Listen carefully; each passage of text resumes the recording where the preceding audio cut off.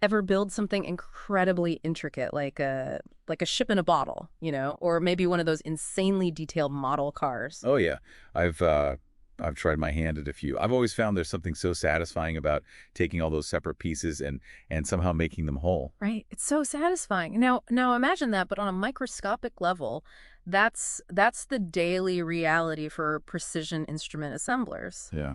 We're talking instruments so precise, just a speck of dust could throw the whole thing off. Oh, absolutely. It's like microsurgery on machines, really. Yeah. We're talking about assembling things like micrometers, gauges, instruments used in everything from manufacturing to healthcare. Wow. And each tiny component has to be perfectly placed. And we've got RoleCatcher's career guide here to kind of take us through all the ins and outs of this meticulous profession. So, first of all, what does a precision instrument assembler actually do all day? I mean, is it like high stakes microscopic Lego? That's a pretty good analogy, actually. Except except the blueprints make those IKEA instructions look like child's play. These assemblers need to be fluent in that technical language, understanding, complex drawings that guide them as they put together these incredibly precise tools. And forget tweezers. I bet they're using tools that I've never even heard of to manipulate those tiny parts. You're picturing it well. The guide talks about both hand tools and machinery, each chosen for its accuracy. Imagine the skill it takes to operate a microscopic drill press. Wow. I never even thought of it that way. So we're talking about like a really unique combination of technical knowledge, steady hands, and probably a whole lot of patience. Absolutely. The guide stresses the importance of those qualities, but it also highlights the satisfaction of the work. Imagine being able to say, I built the instrument that helps doctors perform, life-saving surgeries, or I put together the components that keep airplanes flying safely. That's incredible. So it's not just about assembling these tiny parts. It's about like contributing to something so much bigger. But let's talk career path for a moment. You've mastered these intricate assembly skills. Where can this lead you? That's where things get really interesting. Many assemblers, they find themselves drawn to those leadership roles, Mm. overseeing teams, ensuring the quality of work. Imagine going from assembling tiny parts to assembling tiny teams. That makes sense. Those leadership skills are definitely transferable. But what if someone wants to explore something different? That's where the transferable skills we keep mentioning, that's where they really come into play. Yeah. The guide highlights how this role can be like a launch pad into a bunch of other cool fields. For example, those fine motor skills, honed as an assembler. Pure gold in fields like electronics repair, or even high-end jeweler making. So this isn't just a job, it's a foundation for a whole career path in precision work. Speaking of which, we can't ignore the elephant in the room, automation. Should aspiring precision instrument assemblers be concerned about robots, coming for their jobs? It's a valid question, and thankfully the guide tackles it head on. The Bureau of Labor Statistics predicts some changes in the coming years. But here's the interesting part.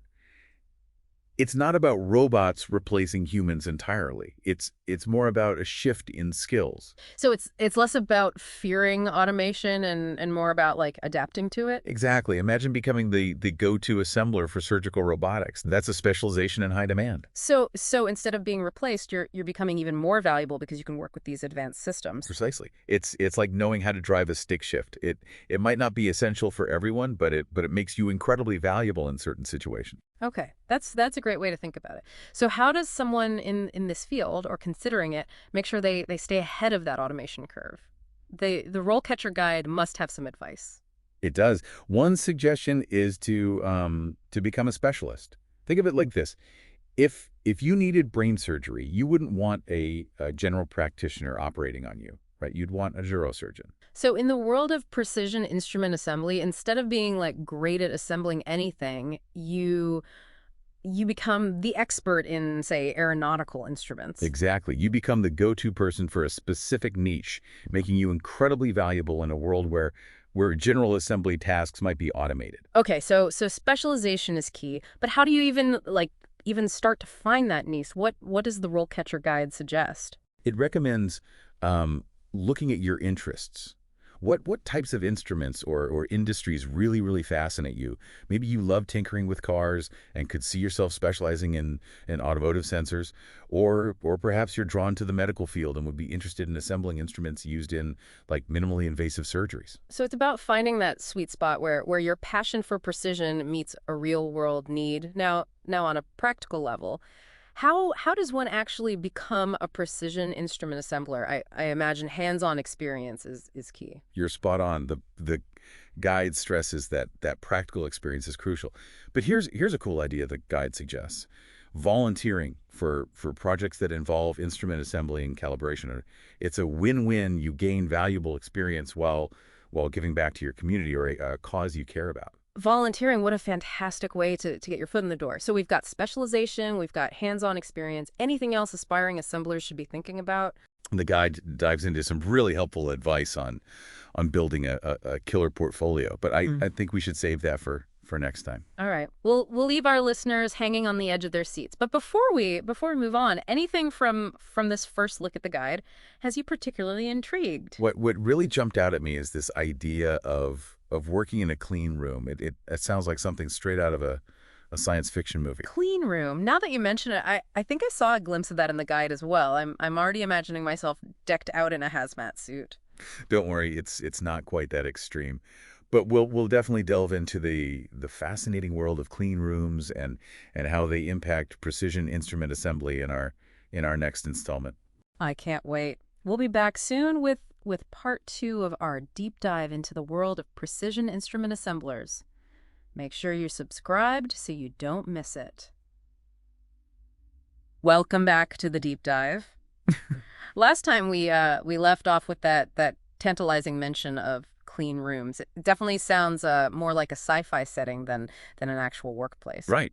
It does sound futuristic, but clean rooms are very real and incredibly important in precision instrument assembly. Okay, so for those of us who haven't really encountered this concept before, what exactly is a clean room? In the simplest terms, a clean room is a highly controlled environment designed to minimize contamination. We're talking air filtration systems that remove even like microscopic particles. Yeah. Specialized clothing for workers to prevent shedding, and rigorous cleaning protocols. So it's not just about, wiping down your workstation. It's about like controlling for dust, microbes, even static electricity in the air. Exactly. All these factors can wreak havoc on sensitive instruments during assembly. Imagine like a tiny speck of dust getting lodged in a gyroscope used for navigation. Mm-hmm. A minor flaw in the assembly process could have major consequences down the line. Wow, that's incredible. It's amazing how we take for granted the cleanliness of the things that we use every day. So these clean rooms are all about like managing that invisible world, those tiny particles we don't even think about. And as technology advances and we move towards even smaller components, the importance of clean rooms is only going to increase. Imagine like assembling something like a nanobot. You need an incredibly clean environment to prevent even the smallest contaminants from interfering with that assembly process. It's mind-boggling, really. So it's not just science fiction anymore. It's the reality of modern manufacturing. Speaking of which, we were also talking about portfolios in the last part.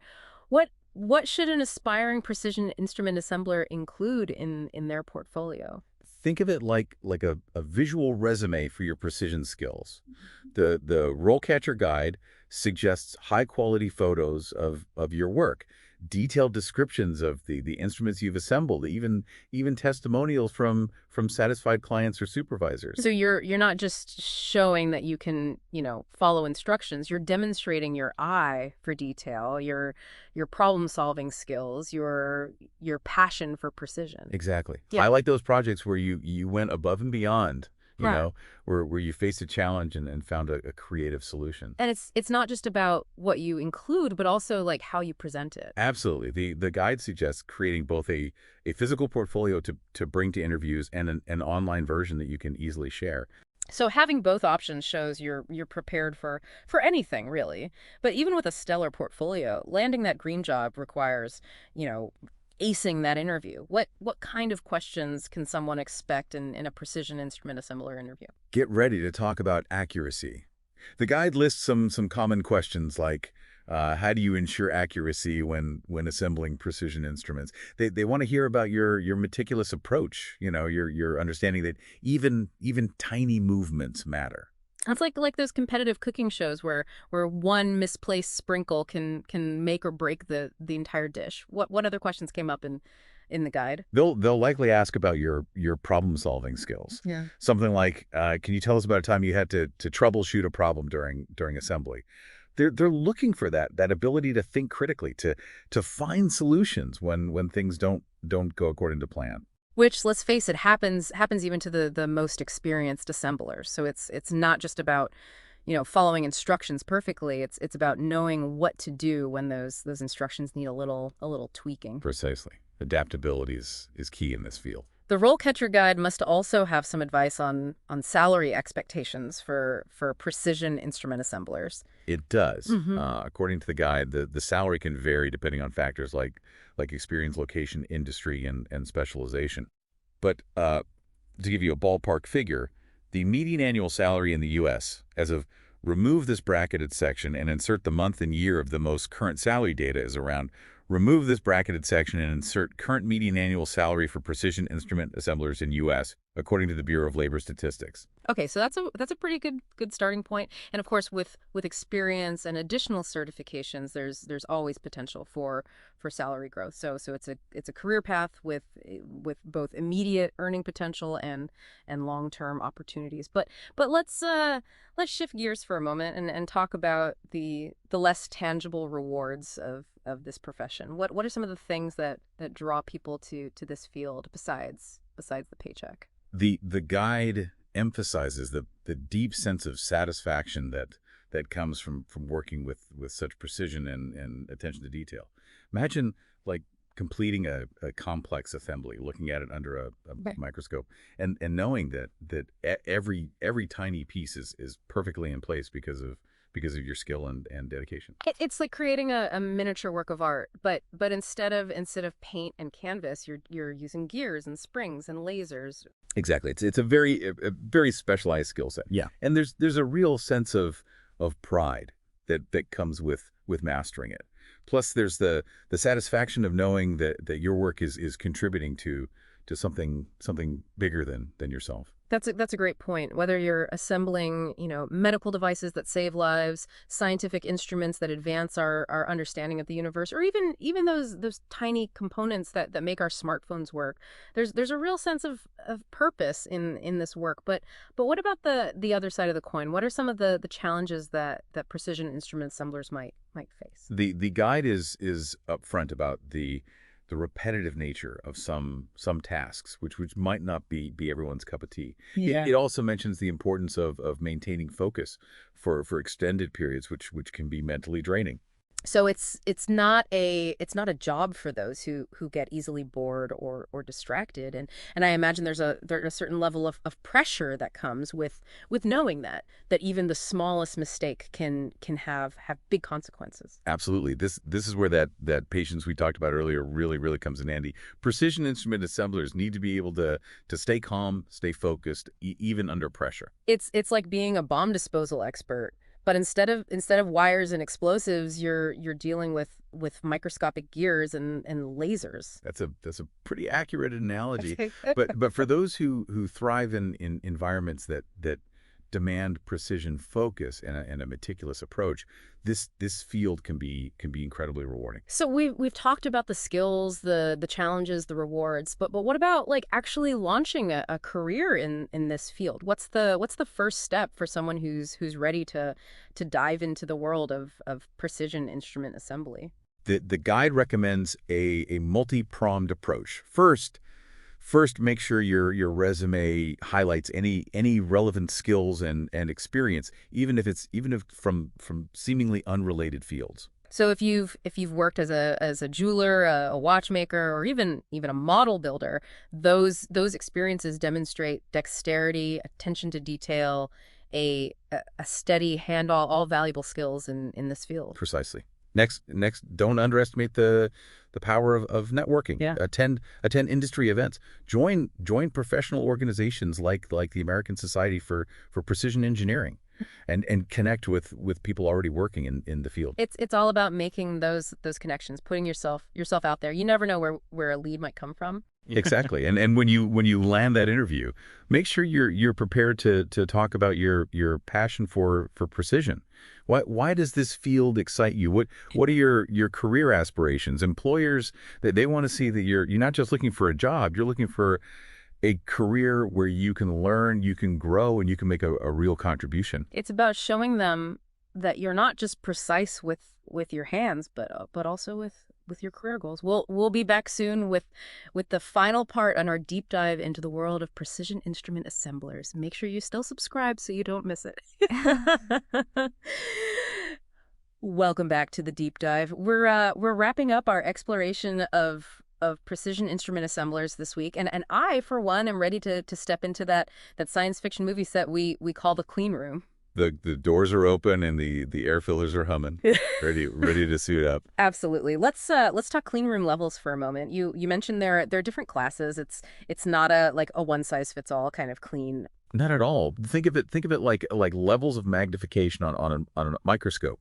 The RoleCatcher guide explains that the cleanest clean rooms, called ISO class 1, those are used for things like manufacturing sensitive microchips, or even doing certain types of research where even the tiniest particle could throw off the results. So we're talking about like environments cleaner than a surgical theater. You bet. As those ISO class numbers go up, the allowable number of particles that increases. So a class 9 clean room is less stringent than a class 7, for example. It's all about matching that level of cleanliness to the sensitivity of the work being done. That makes sense. So where do precision instruments fall on that spectrum? It varies depending on the specific instrument, but you'll often find them being assembled in clean rooms ranging from ISO class 7 to class 9.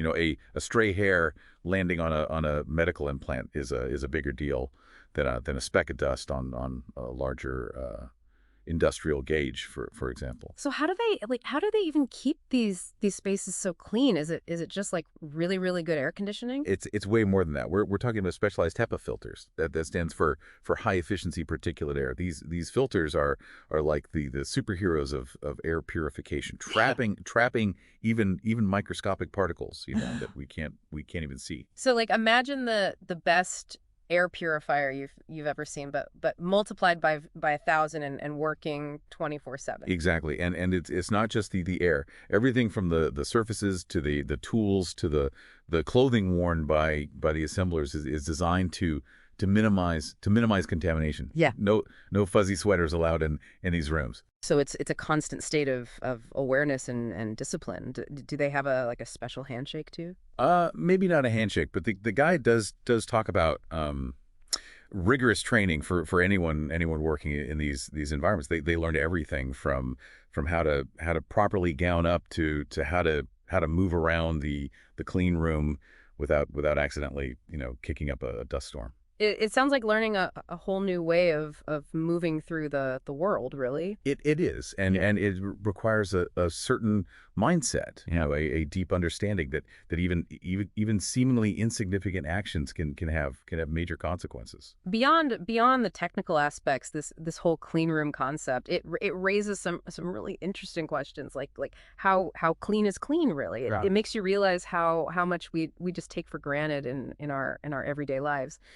It's a whole new perspective, right? Suddenly that dust bunny under the couch seems a lot more menacing. Yeah. But for precision instrument assemblers, this awareness of the invisible world, it becomes second nature. It's like they develop microscopic vision, and the stakes are high. We've talked about the challenges of working in a clean room, but what about the rewards? What's it like to be like a master of that kind of precision, to create something flawless in such a demanding environment?